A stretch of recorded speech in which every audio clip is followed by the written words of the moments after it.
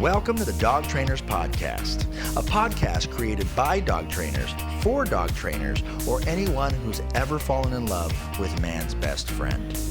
Right. Do you find, and I realize I'm asking, like an R plus trainer, but do you find, because I definitely do, it can be really frustrating when there are balance trainers who are a little too trigger happy? Yeah, I mean, I try not to, I don't even want to use the word judge. I try not to put my opinion on other people's trainings, regardless of the methods they're doing. Because in reality, unless I've worked with that team for a long duration of time, I have no idea what they're doing. I don't know if that's a normal training session for that dog in that moment, that handler. Maybe they're having a bad day. I don't know what foundation work they have done with that particular behavior in that particular environment. And so I try not to put myself in their shoes too much, especially on social media and seeing videos and stuff like that posted. Like you're seeing a tiny snapshot. And even when I go to, Mondio seminars or workshops, I'm seeing one day in that dog's life with that handler. And so I don't know. Yeah, maybe in my opinion right then that wasn't fair, but I don't know how much work went into that before. I don't know what their training style is. As long as it's consistent for that dog, I really don't care. If the dog is happy and it's fair, consistent, I want handlers to do whatever they do with their dogs.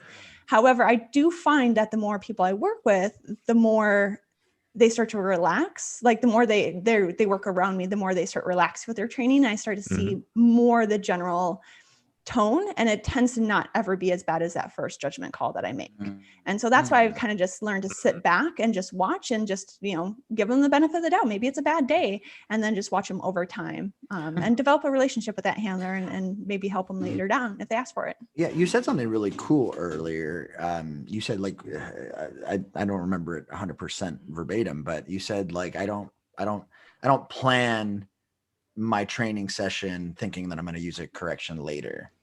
Right. And I think that's an awesome way to think of it. Right. And, so I come from a Keeler background and I did all that. And then I saw the downsides of that. And I ended up going a whole Ian Dunbar, Karen Pryor, clicker training, marker training. Then I saw Michael Ellis. And then I was like, oh, there's a sport way to do this that I started learning.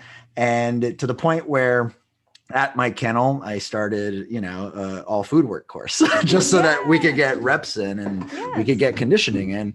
And so till this day, I teach an advanced food work, which is really just fun off-leash obedience tricks for people to learn. Once their dogs are healing and sitting and down and perfectly, we take it up that next notch.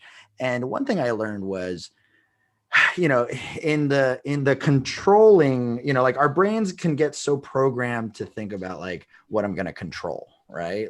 In a whatever aversive method, a negative reinforcement type focus, right? And so I'm going to control this, I'm going to control that, I'm going to control this. And then the timing shifts a little bit. I'm going to reward this. I'm going to not let the dog get so far out. I'm going to mark this. And it's just the whole, it's hard work on both sides. Yeah. And I guess I want to know your opinion, right? On the fact that you are a crossover trainer. I want to know your opinion on the timing. Do you notice any differences in the timing? Do you see something that you might do different than a person who uses negative reinforcement? Yeah. So one thing that you started with was the controlling part of it. And I think the big difference is when I was more of a balance trainer, I wanted to control the dog. And so I wanted to make sure the dog was listening to everything I said. I wanted to make sure that nothing, if they messed up, I was going to make sure that they were going to be right. And I relied more on controlling the dog. As an R plus trainer, I rely a lot more in controlling everything but the dog. So the dog is allowed to make whatever choices they're going to make, but my job is to control their environment, my timing, my reinforcement, all of that stuff, my energy, what I'm doing to make sure that the dog is likely to be correct. And so I think that's where the big shift is that controlling, I'm controlling a lot more as an R plus trainer, but the dog's not one of the things. Yeah, that's what I wanted to indirectly. Oh, yeah. Got it. Yeah. And so I think that's where the big shift is. Other than that, timing, you got to have a good timing to be a balance trainer or an R plus trainer. Timing is everything. That's the art form, right? And I know I just posted in my training group a really quick video of one of my puppies learning to hold a toy and perform behaviors at the same time. Just something, it's a conceptual thing that I like to teach my dogs for many reasons. But there's a moment in there where you can clearly see, and it's just a split second. And then if you weren't watching, she's a fast dog, you would have missed it. Where I cued the behavior. It's a known behavior, but known without a toy in her mouth. And she gave me some very big thoughts that said, is this what you meant? And I rewarded it anyway, even though it wasn't even close to the behavior, but it was definitely thinking about that. And the next rep, she got it, no problem. Right. And so I think there's a lot more giving the dog the benefit of the doubt on the R+ side of things and trying to reward the thoughts versus what is actually output. Yes. Yeah. So that way, like, our dogs are going to be built up in confidence and they're going to be willing to try things and stay engaged with us, because it's really easy to not reward and then have a dog start to lose enthusiasm, start losing confidence. And now you're just, SOL, and that's where we get dogs checking out and that sort of thing. So that's an interesting answer. And I love it, because that was one of my favorite things about Tyler Muto. I was watching him teach place command on YouTube, and it was with e-collar, but I noticed the big thing about him was the dog. I'll never forget this. The dog makes a mistake. He's running through some repetitions, and I believe he said in the beginning of the video, like, so the dog is already somewhat knows the place command and already somewhat has a foundation with this e-collar. This isn't like day one for any of this stuff. We're just kind of taking things to the next level. He's running a few, rewards the dog when he moves him off the bed and resets. So he does one, place, walks the dog up, dog jumps on the bed. Tyler takes like 2 steps away toward the camera to start talking. The dog does one of these. He goes and slowly considers putting his paw on the ground off the bed. And Tyler just didn't say it. He just slowly walks like a step in the dog's direction. And naturally the dog, seeing him get closer, goes, I'm just kidding. And he releases some rewards right there. And I'm like, it's fascinating. And it's kind of refreshing to see, because I do notice in the balanced dog training world, I guess you could say, right, a lot of people get annoyed with how much sometimes we reward the dog, and they find it so weird, like I'm very much a stickler, because I do use certain tools like e-collar, prong collar, stuff like that. But even so, if the dog does something right, even if you had to correct it and then the dog fixes it and gets it right, you better be right there with the good, and the treat that comes after the good and stuff like that. And I do find that fascinating. So I love hearing more about the concept of you're controlling everything else around the dog to kind of coax the dog into making the right decision. Right. And yeah, so I mean, if we think about like a normal, like something like the place command, for example, and we're working on that in maybe in new places, we're doing some new environment work, like there's not a lot you can control in that. But in reality, there is. Like, I can't control what other people are going to do. I can't control what, if there's going to be another dog walking by, if there's going to be a bird flying by, but I can control my rate of reinforcement. And so if my dog's going to need extra help in that situation, I'm going to be right there rewarding it. For sure. I can control how often I release them off. For sure. I can control the distance I get from that dog. I can control all sorts of different things. I can even control how I'm rewarding that dog. I might be using the same food, but maybe I might toss around, make it more fun and exciting versus just handing it to them or playing luring games or something like that. Exactly. So there's a million different things that I can control with just myself to help my dog be successful in that. I can control the length of the session. Maybe we just do 2 fantastic reps and we leave it at that and let latent learning kick in so that they're going to have a great memory of that and work it out, and the next session is going to be even better. And so while there's certain things we can't control, but rate of reinforcement is a huge one, and we should be paying our dogs, especially if they're learning something new, because that's the foundation of it. Like if they're like, oh, sometimes I don't get really paid for this, I don't really have a great, this isn't that fun of a thing for me, why would they do it?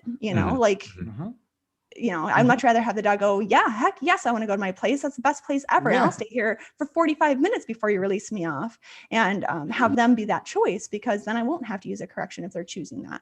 Right. Yeah, no, I believe that. And it's funny because all the terminology you're using, I wouldn't have known prior to Karen Pryor book or sorry. If there's anything I need to explain. No. If you guys don't know what she's talking about, look it up. Because you, as a student, you should look that shit up. Rate of reinforcement is how often you reward yourself. yes. But anyways. But you know what? Like, I know you say that with a laugh, but no, in all seriousness. Yeah, seriously. Even if you're, Google search. Google search, and even if you're look up a Khan Academy, they'll explain it for you. I almost want to say, like, especially, which sounds wrong because obviously you need to know this regardless, but especially if you're ever going to correct or even consider working corrective tools with dogs, do make sure that that dog is 1000% solid and that you're not just jumping the gun, because I think that's the big problem. That is like the big problem that people, oh, I don't know, this tool makes me nervous, that tool makes me nervous. I've heard this story online, that story online. I'm personally at least hard pressed to find a scenario to where something goes like unusually sideways with a certain tool where the dog was completely taught the way they were supposed to from the ground up. With everything, you need to have a good foundation. Like Right. the dog has to know how to learn. And like even with free shaping, you have to teach the dog how to free shape. You have to teach the dog how to lure. Why wouldn't you have to teach the dog how to use tools? Right. And so, yeah, it's nothing, there's no magical wand out there. Everything has a foundation that has to be put on. It's just an interesting point, because it's funny that the more we talk about this stuff, one of the big arguments you hear, like, the dog trainers, they love to fight back and forth together, balanced. And so one that we hear a lot from the positive to the balance side is balanced dog trainers are just lazy, or they're just like, whatever, like it's faster and it's this and it's this. But now that we talk about it to an extent, it's kind of true, or at least like in some case, I do notice that a lot, or maybe not lazy, but they're possibly impatient, or possibly, whatever. And then of course it bounces right back with like, I think there's room for that to exist. There And I is. think how mindful you are as a trainer is gonna, like, the 19-year-old version of myself was very impatient. Well, Right. right, but know? and don't get me wrong, I'm sure that can be the case regardless of the method that you could be like an R+ trainer and still be impatient. You're just not correcting. But I just wanted to make the point that there's always like the counter argument to whatever, like, what if the client doesn't have 8 weeks or blah blah blah, but I do think just in the general kind of workings lately, most balanced trainers I see, they're way too fast to move into corrections. Yeah, agreed. And I can't speak on that part, but I can jump to the defense of the balance trainers that I work with regularly, and not that like I have any right to or anything like that. But in Mondio Ring it's a prime example of it. It's a proven path. Every single Mondio Ring dog out there, with the exception of just a small handful, has been trained using balanced methods, Right. ranging the whole line of the spectrum, all the way up to motivational until, all the way down to just do the thing because I told Right. you to do the thing. Right. And so it's a proven path. And so I will say, when people come to me wanting to get into Mondio Ring with their first production dog and they're like, I want to do it R+, I try to steer them away from it because we have no idea what the heck we're doing. Right. There's a small handful of us trainers that are trying to pave this path, and there's only been a few dogs that have been successful being trained R+ exclusively in these sports. And so it's parallel to the pet dog world. Now the pet dog world does have the benefit of there's a lot more R+ people out there doing it now, but it's still a newer style. And so you have the proven path that it's going to meet your deadlines. There's a lot of people teaching it, there's a lot of variation in it, there's all of this history behind it. And then the R+, it's new. I mean, it's not as new anymore in the pet dog world, but there's still people trying to figure it out. And yes, and yeah, that that's sort a of great thing. point. That's a great And point. so- Just like we're trying to figure out what is balance, right? Yeah, exactly. Yeah. Yeah, I love telling people that like a good balanced dog trainer is really not that balanced. It should be mostly positive training. Corrections, the very nature of a correction should be they make themselves more and more rare. If not, they're ineffective as a correction. Yeah, I do wish that more people develop their training plans with the intent of not having to use corrections. Right. Because then if you train that way, then you won't be adding that correction on until that behavior is absolutely learned and you've tried every other approach to it first. But that's my own personal opinion, and like that's not every. Yeah, no worries. I like that. Yeah, like we're I not like trying to. So remind me, back in the day, did you work e-collar stuff?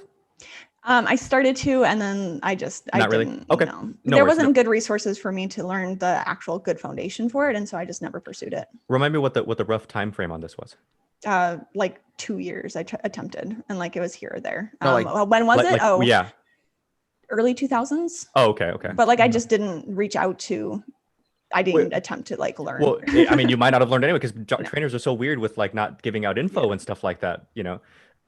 Okay, so I ask because I noticed this when you're working e-collar in particular, the typical training, like the typical evolution, of a training dog that's going to go and finish out an e-collar is you start them off with their food work and you start teaching all the basic foundations. You move them through all their phases and make sure they understand everything, like you were talking about, not just commands, but luring, the very concept of you focus on me. And if you do what I want, you get rewards, and building that relationship and that foundation moving forward. Then you start introducing distraction. Then you start moving into leash work. Then you move the dog into the e-collar. And it's an interesting thing. And I'm talking about like e-collar off leash, because you can have an e-collar and a leash on, of course, which still leaves you open to potential for leash pressure should you need it, right? When you're moving into off leash e-collar work, like recalls in the backyard, something like that, I notice there's a kind of stark learning curve for the owner and the dog, because all of a sudden that crutch, the leash, isn't there. And they're kind of like, and they have the remote and they're like, and it's fascinating to see. And I understand why it's a hard, I was thinking this earlier, I had a lesson earlier today, and I understand why it's like this hard shift. But leash training is a really good way to condition e-collar training, because you got to move them from one to the other. Just putting an e-collar on a dog would be stupid, right? So I guess what I'm asking you is, do you ever notice that? You ever find that interesting? It's hard to be hands-off when people are so used to being like leash heavy. Yeah, I would say that like my foundation is mostly off leash stuff. And so I don't see a huge, like if you watch our IGP dogs, their on leash healing is far worse than their off leash healing, because we don't ever train with leashes on, because we focus so much on that engagement early. So, if we do have a leash on our dogs, it's a long line and we're trying not to handle it because of the sports we're doing. We don't want a leash on our dogs. Right. And so even with one of the big hangups I found with Creature is that I didn't teach him how to give into leash pressure. I didn't teach him how to be guided by leash pressure. And now we're trying to train an escort. And what does every decoy do is they reach to guide with a leash, and he doesn't understand that tool. And so it's a huge fallout that I didn't teach how to guide with a leash, and all my future dogs will have that for sure. So I can't say that we have the same parallel that way, but I would say that where we struggle, our plus sport dog trainers, is fading reinforcement as a whole. So that's our crutch, is cookie to help keep that engagement, just like the leashes. Yeah. Can I ask you a question? I'm sorry. That this question is meant to kind of steer us in the direction of like, how do we bridge that gap? And I'm going to preface it with a little context from Michael Ellis, and feel free to answer however you want. So a point that Michael Ellis made with us was the great thing about food work is also the hard thing about food work when you're dealing with clients, with pet dogs, as opposed to like performing dogs, and you're Sara Brueske, So the great thing about food work is you need to be just so good with understanding the mechanics and learning theory and everything else to get it off the ground and really make something out of it. Because these tools, they're kind of like simple and like user friendly, so to speak, like prong collars and so on. So my question to you is, what would you say to a trainer who, like a newer trainer who's going to deal more with just clients, if they were to ask about, maybe a really good food motive, or an R plus trainer can do it, but how do you get owners on board with understanding all the ins and outs associated with timing and reinforcement schedules and everything else like that, and and the sheer repetition and all that good stuff, as opposed to doing it like quicker and blah blah blah blah blah with certain tools? So I would say that the amount of stuff you have to put into teaching leash management and collar or correction timing and all of that is the same. It's equivalent. But we're just focusing on, so you have, and I would say the way I teach food stuff for most people is not to the level that Michael Ellis teaches food stuff. So he has very strong, heavily lured stuff, where mechanics actually matter, and it's a big part of that training. Right. For 90% of my stuff, we don't do that. And even when I'm working with new sport dog teams or pet dog people, it's more on just making sure you're reinforcing the dog in the way the dog likes to be reinforced. And so if that is me delivering a high value food, or me tossing some kibble or whatever it is, we try to figure out for that dog, what is the most reinforcing thing, and then just making sure that the handler can deliver it in that way. And pointing out to them that the dog likes that versus some other way. And then from there, it's just a matter of timing, but timing is the same across balanced or R plus trainers, and then learning to read the dog as well. So for us, we have to learn to read before the mistakes happen. versus what do you do when the mistake happens. Mhm, And mhm. so for a lot of my handlers, it's okay. You're working on, we'll go back to the place command, right? Because everybody teaches place command. Mhm. You're doing place. You have to be aware of the distractions that are happening around you. And you have to make sure you're going to be able to reward your dog the second they notice that. Mhm, mhm. Versus if they notice a dog and they try to break the place, you'd correct them for that, correct? Right. Mhm, And mhm. so for this would be, okay, I see a dog coming. I'm going to go reinforce my dog. So I'm right there as the dog walks past, and I can make sure I reinforce right after the dog walks past, Mhm. build it that way. And so I would say this stuff is all the same. You still have to teach, mechanics, but it's not as technical as teaching like high performance luring, for example, or Right, the high right. performance stuff that needs those precise mechanics. It's more about just timing, marker timing. And that's the cool thing about markers too. You can say yes and then take your time getting over there to reward the dog. Right, And so right. it does allow for a lot of sloppiness, as long as they Right. know the idea of, a marker. Right. True. And your balance trainers are teaching that anyway. And so I would say that the amount of work to teach clients to be effective is probably the same equivalent wise. It's Mhm. just a matter of if they're going to buy into it or not. Mhm. And that's just an age old thing. Like, why would I have to pay my dog? They should just listen to me. And that's Right. the same old argument that everybody always has. So Yep. Right. Why don't you just go to work for free? yeah, exactly. Yeah.